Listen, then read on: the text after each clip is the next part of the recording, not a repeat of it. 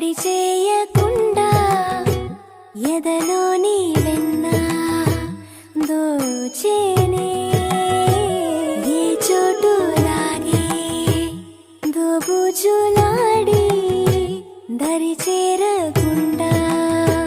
కాంచేనే నీవెక్కడున్నా కనిపెట్టలేనే కనిపించవే